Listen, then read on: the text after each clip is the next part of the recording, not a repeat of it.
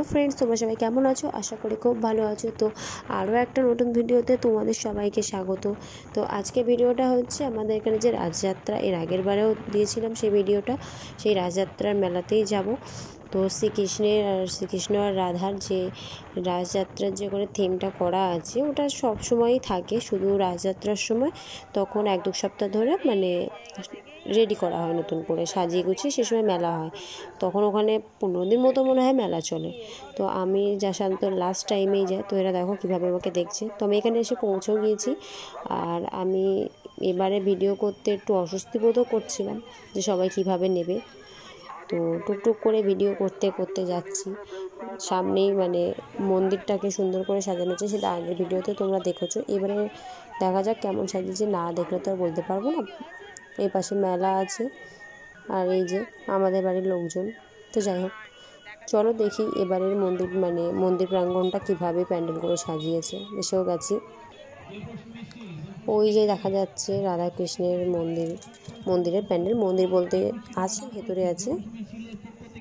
তো চলো সামনে এগিয়ে গিয়ে দেখি যে এবারে পূজা প্রাঙ্গণটা কেমন করেছে আর ভেতরে কি কি করেছে। আর এটা হচ্ছে সোনাপুকুর, এবারে সোনাপুকুর নববৃন্দাবন বাস। তো এবারের এখানে থিম ভালোভাবেই লিখে দিয়েছে।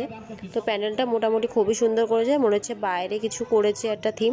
তো না গেলে তো দেখা যাবে না, দেখা যাক এখানে কি করেছে। এখানে থিম করেছে যে অর্জুন আর কৃষ্ণের যে অর্জুনের যুদ্ধের সময় পঞ্চপাণ্ডব আর কৌরবদের যে যুদ্ধের সময় শ্রীকৃষ্ণ সারথি ছিল, সেই থিমটাই এখানে তুলে ধরেছে। তো চলো ভেতরে গিয়ে দেখি আর কি কি থিম করা আছে। আর এদিকে তো মেলা, আর মেলায় লোকজন ভর্তি। লোকজন এখানে কমে না বলাই ভুল, এখানে অল টাইম লোকজন।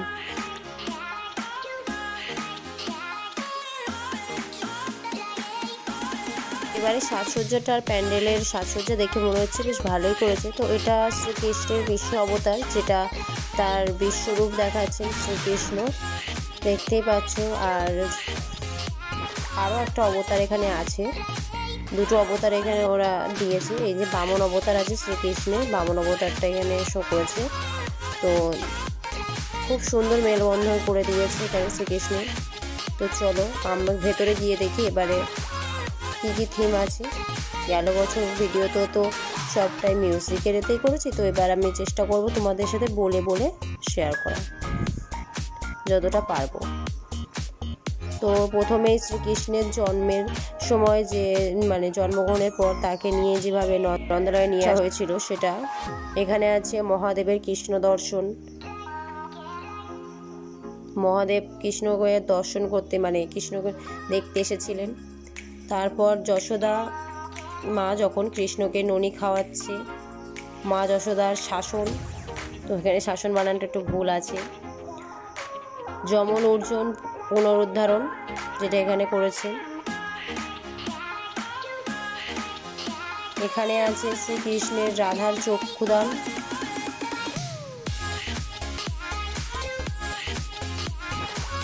এখানে বিশ্বরূপ দর্শন করছেন।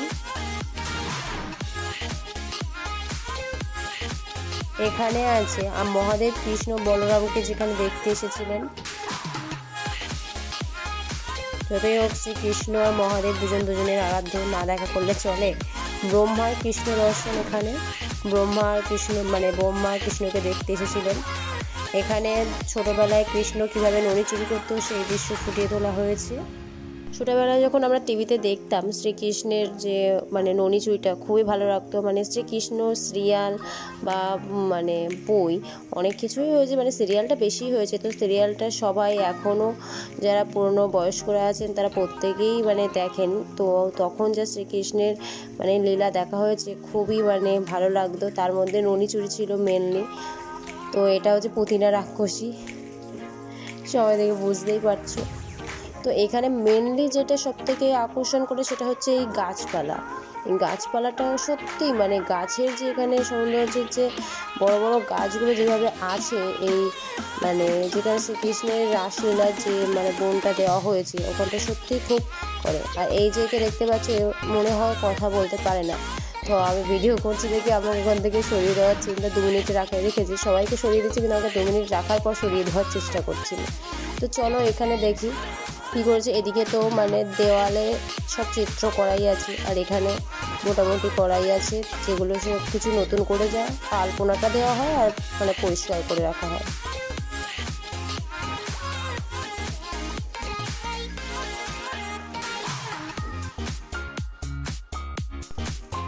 তো একটাই কথা বলবো, তোমরা অবশ্যই পুরো ভিডিওটা দেখো। আগের ভিডিও যারা দেখেছো জানি না, তো আশা করছি এই ভিডিওটা তোমরা অবশ্যই দেখবে।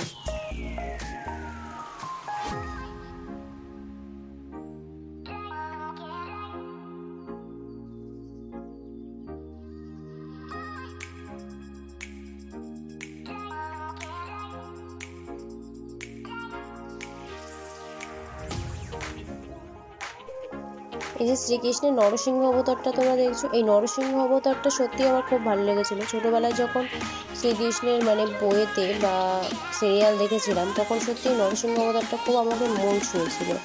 কেননা এই নরসিংহ অবতারটা আমার খুবই ভালো লেগেছিলো। হয়তো দেখলে একটু খারাপও লাগে, কিন্তু সত্যি আমার খুব ভালো লেগেছিলো। এখানে মা লক্ষ্মী আছেন।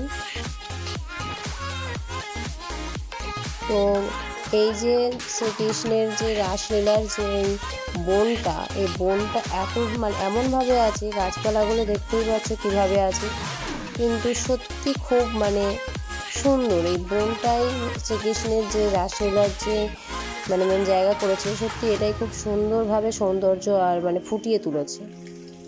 সত্যিই খুব ভালো লাগছে। প্লিজ তোমরা পুরো ভিডিওটা অবশ্যই দেখো। একটাই কথা বলবো, সব কিছু বলতে পারছি না, তো যতটা পেরেছি বলার চেষ্টা করলাম।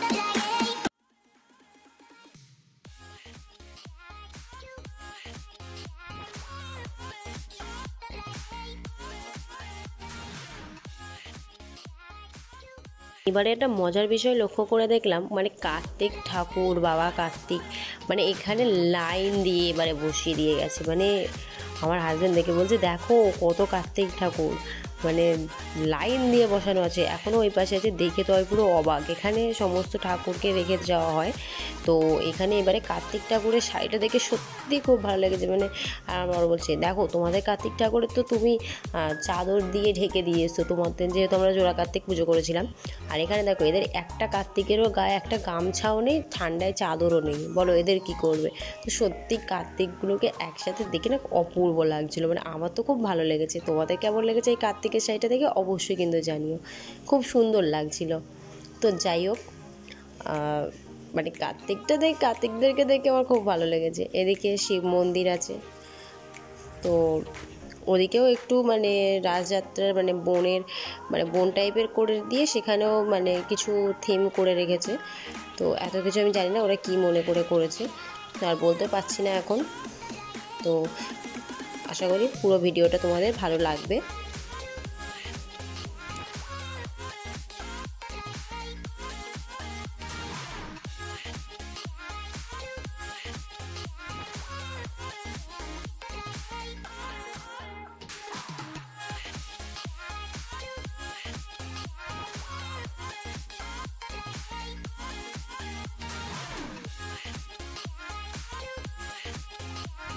তো এটাই হচ্ছে রাধা কৃষ্ণের মানে মেন মন্দির। এটাই, এই মন্দিরটাকে উপলক্ষ করেই সব কিছু, রাসযাত্রা মন্দিরটা এটাই মেন।